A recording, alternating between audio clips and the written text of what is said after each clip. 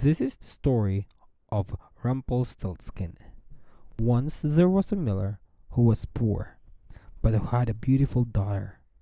Now it happened that he had to go and speak to the king, and in order to make himself appear important, he said to him, "His Majesty, I would like to say to you something special.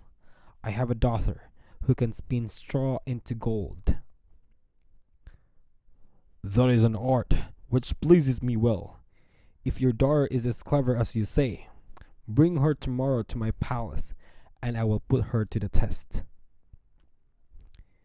"His Majesty, yes, I will bring my daughter to your palace tomorrow."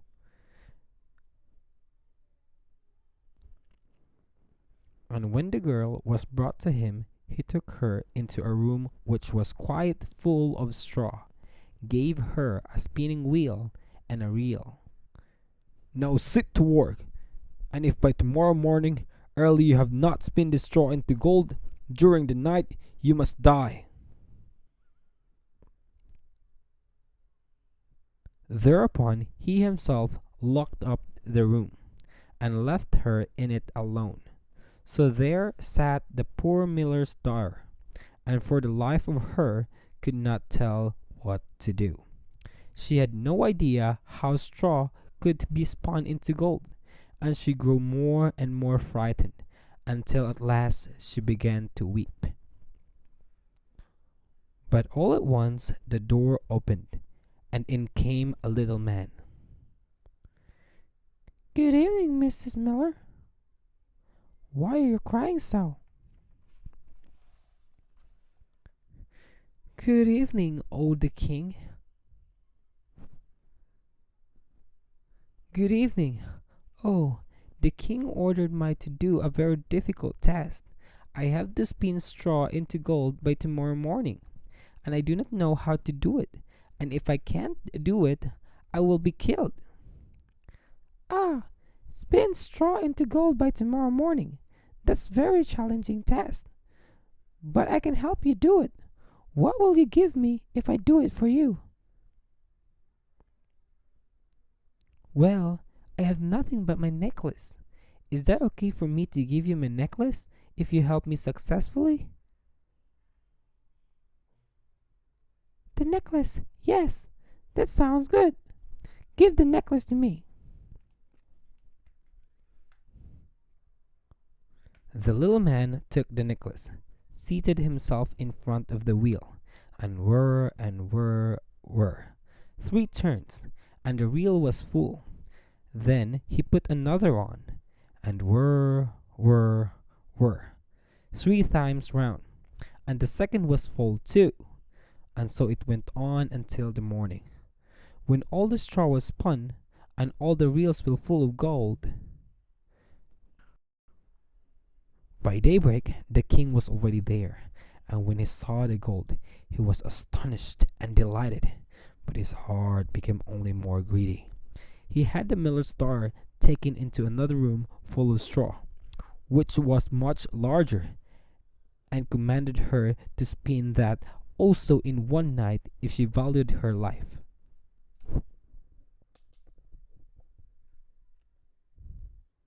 The girl knew not how to help herself, and was crying, when the door opened again, and the little man appeared. "Good evening, Mistress Miller. Why are you crying so?" "Good evening. Oh, the king ordered me to do a very difficult task. I have to spin more straw into gold by tomorrow morning, and I do not know how to do it, and if I can't do it, I will be killed." "What will you give me if I spin the straw into gold for you?" "Well, I have nothing left but the ring on my finger. Is that okay for me to give you the ring on my finger?" "The ring? Yes, that sounds good. Give the ring to me." The little man took the ring, again began to turn the wheel, and by morning had spun all straw into glittering gold. The king rejoiced beyond measure at sight, but still he had not gold enough, and he had the miller's star taken into a larger room full of straw. "You must spin this. You must spin this too, in the course of this night. But if you succeed, you shall be my wife."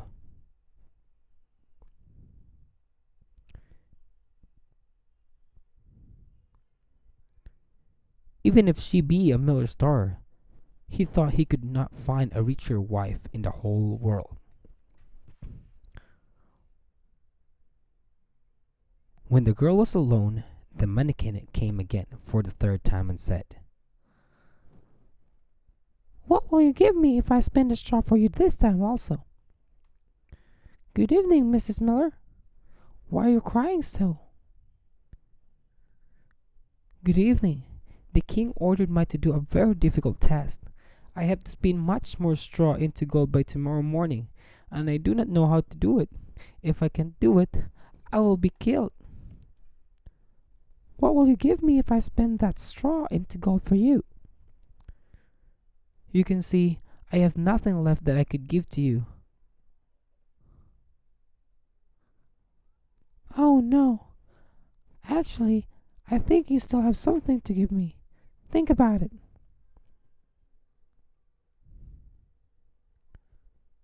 "Really? What can I give you? You see, I have no necklace or ring left."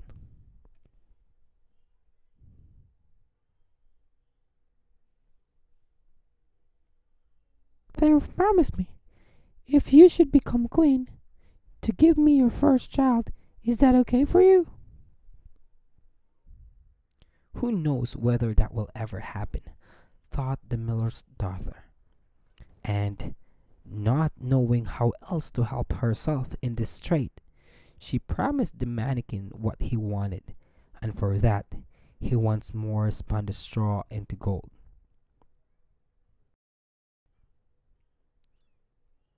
And when the king came in the morning and found all as he had wished, he took her in marriage, and pretty miller's daughter became queen. A year after, she brought a beautiful child into the world, and she never gave a thought to the mannikin. While she was living happily with the king and the newborn baby, suddenly he came into the room. Good morning, the new queen. Do you still remember me?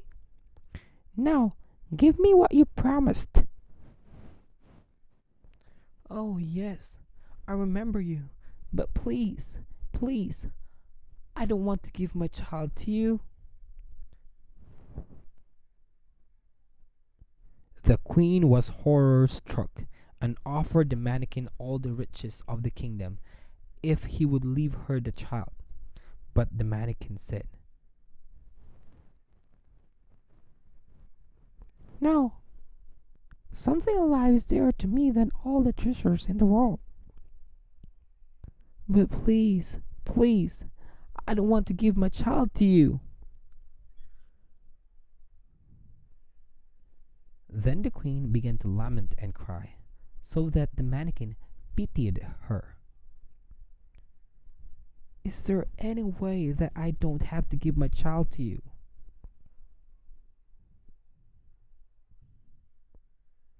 I will give you 3 days' time. If by that time you find out my name, then shall you keep your child." So the queen thought the whole night of all the names that she had ever heard, and she sent a messenger over the country to inquire, far and wide, for any other names that there might be. When the mannikin came the next day, she began with Caspar, Melchior, Balthazar, and said all the names she knew, one after another. But to every one the little man said, That is not my name. On the second day she had inquiries made in the neighborhood as to the names of the people there, and she repeated to the mannikin the most uncommon and curious.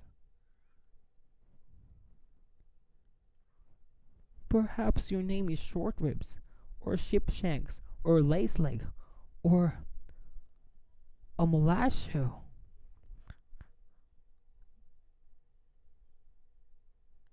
No, that is not my name. Is your name Henry? No, that is not my name. Is your name Smith? No, that is not my name. Is your name Peter? No, that is not my name. Is your name Camera? No, that is not my name. On the third day, the messenger came back again and said,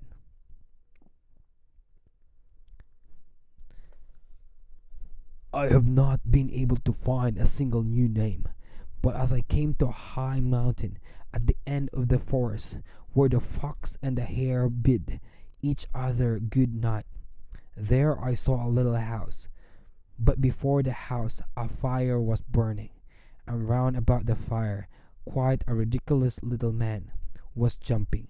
He hopped upon one leg and shouted, Today I bake, tomorrow brew, the next I'll have the young queen shout. Ha! Glad am I that no one knew that Rumplestiltskin I am styled. You may imagine how glad the queen was when she heard the name, and when soon afterwards the little man came in.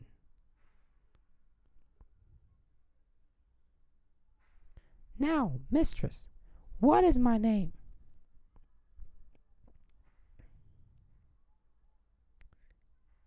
Is your name Samara or Samuel? No, that is not my name. Is your name Nick or Marco? No, that is not my name. Is your name Orion or Champ? No, that is not my name. Is your name Charles or Emily? No, that is not my name. Is your name William or Stock? No, that is not my name. Is your name Michael or Bobby? No, that is not my name. Perhaps your name is Rumplestiltskin.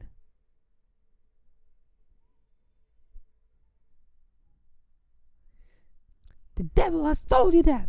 The devil has told you that!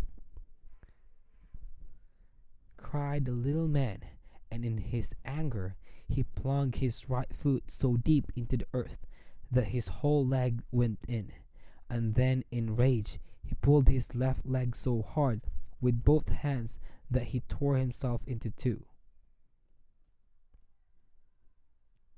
That's the end of the story Rumpelstiltskin.